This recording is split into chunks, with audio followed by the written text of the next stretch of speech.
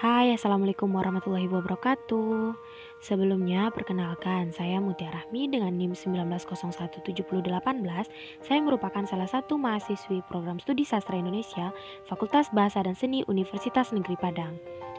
Baiklah, pada video kali ini kita akan membahas tentang sejarah sastra Indonesia yaitu Angkatan 45. Tentu saja yang pertama yang akan kita bahas yaitu sejarah Angkatan 45.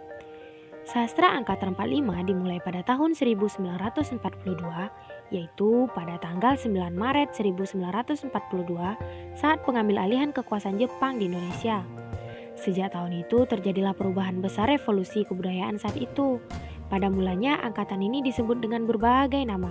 Ada yang menyebutnya Angkatan Perang, Angkatan Kemerdekaan, Angkatan Khairil Anwar. Baru pada tahun 1945, angkatan ini dinamakan Angkatan 45 oleh Rosihan Anwar. Setelah membahas tentang sejarah Angkatan 45, selanjutnya kita akan membahas pelopor Angkatan 45. Tokoh yang dianggap sebagai pelopor pada Angkatan 45 ini adalah Khairil Anwar, Asrul Sani, Rifai Apin, dan Idrus. Baiklah, selanjutnya yaitu pengarang-pengarang yang ada pada Angkatan 45. Yang pertama yaitu Khairil Anwar. Lahir di Medan pada tanggal 26 Juli 1922 dan beliau meninggal di Jakarta pada tanggal 28 April 1949. Khairil Anwar menguasai bahasa Inggris, bahasa Belanda, dan terakhir yaitu bahasa Jerman. Selanjutnya, tokoh yang akan kita bahas yaitu Asrul Sani. Beliau lahir di Sumatera Barat pada tanggal 10 Juni 1926 dan meninggal di Jakarta pada tanggal 11 Januari 2004. Kiprahnya sangat besar pada dunia film Indonesia. Kemudian tokoh selanjutnya yaitu Rifai Apin. Beliau lahir di Padang Panjang pada tanggal 30 Agustus 1927 dan wafat di Jakarta pada bulan April 1995.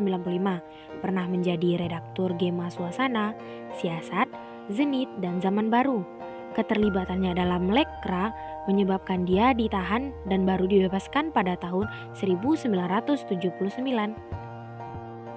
Setelah Rifai Apin, tokoh selanjutnya yaitu Idrus.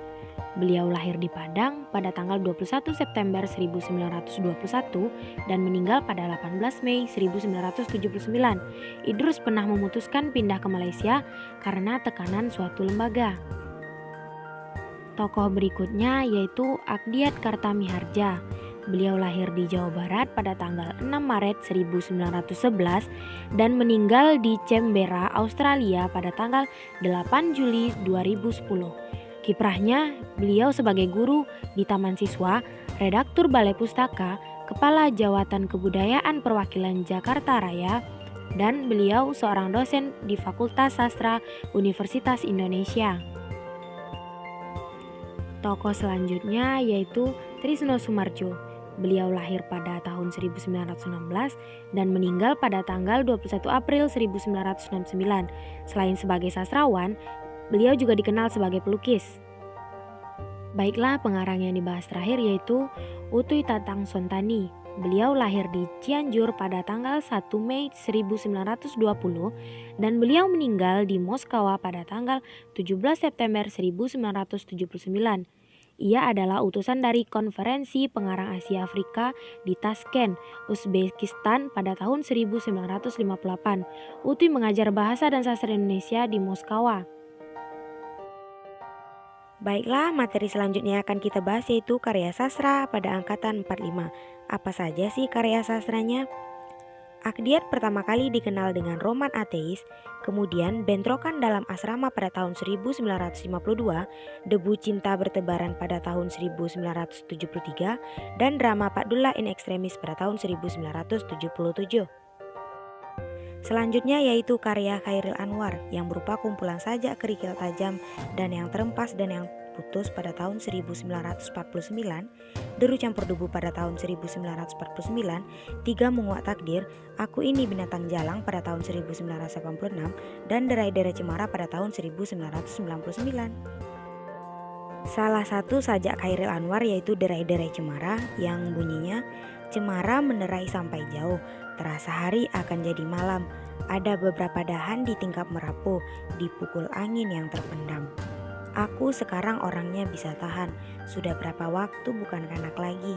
Tapi dulu memang ada suatu bahan yang bukan dasar perhitungan kini. Hidup hanya menunda-nunda kekalahan, tambah terasing dari cinta sekolah rendah. Dan tahu ada yang tetap tidak diucapkan sebelum pada akhirnya kita menyerah. Karya sastra yang selanjutnya yaitu karya dari Utui Tatang Sontani, yaitu Bunga Rumah Makan pada tahun 1948, Suling pada tahun 1948, Awal dan Mira pada tahun 1952, Sayang Ada Orang Lain pada tahun 1954, dan Di Langit Ada Bintang pada tahun 1955. Beralih dari materi karya sastra angkatan 45, kini kita membahas karakteristik angkatan 45. Yang pertama, revolusioner dalam bentuk dan isi, membuang tradisi lama dan menciptakan bentuk baru sesuai dengan getaran sukmanya yang merdeka. Yang kedua, mengutamakan isi dalam pencapaian tujuan yang nyata. Karena itu bahasanya pendek, terpilih, padat berbobot.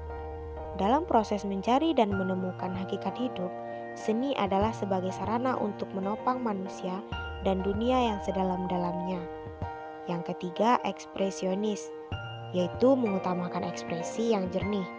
Yang keempat, individualis, lebih mengutamakan cara-cara pribadi. Yang kelima, humanisme universal, bersifat kemanusiaan umum. Indonesia dibawa dalam perjuangan keadilan dunia. Yang keenam, tidak terikat oleh konvensi masyarakat. Yang penting adalah melakukan segala percobaan dengan kehidupan dalam mencapai nilai kemanusiaan dan perdamaian dunia.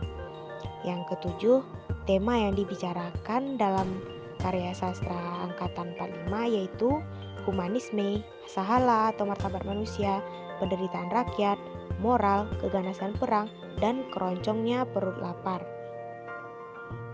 Selanjutnya yaitu perbedaan angkatan 45 dengan angkatan Pujangga Baru. Yang pertama, puisi pada masa Pujangga Baru memiliki sifat maklat, sedangkan pada puisi angkatan 45 bersifat bebas. Yang kedua, gaya penulisan pada masa angkatan Pujangga Baru memiliki ciri kiasan dengan gaya simetris, sedangkan angkatan 45 menggunakan bahasa sehari-hari dengan aliran realisme. Yang ketiga, angkatan Pujangga Baru menggunakan aliran romantik, sedangkan angkatan 45 menggunakan gaya bahasa metafora dan simbolik. Yang akan kita bahas selanjutnya yaitu surat kepercayaan gelanggang, yang isi suratnya, kami adalah ahli waris yang sah dari kebudayaan dunia, dan kebudayaan ini kami teruskan dengan cara kami sendiri. Kami lahir dari kalangan orang banyak, dan pengertian rakyat bagi kami adalah kumpulan campur baur dan dunia baru yang sehat dapat dilahirkan. Keindonesiaan kami tidak semata-mata karena kulit kami yang sawo matang, rambut kami yang hitam, atau tulang pelipis kami yang menjorok ke depan, tetapi lebih banyak oleh apa yang diutarakan oleh wujud pernyataan hati dan pikiran kami. Kami tidak akan memberi kata ikatan untuk kebudayaan Indonesia. Kami tidak ingat akan melap-lap hasil kebudayaan lama sampai berkilat dan untuk dibanggakan. Tetapi kami memikirkan suatu penghidupan kebudayaan baru yang sehat.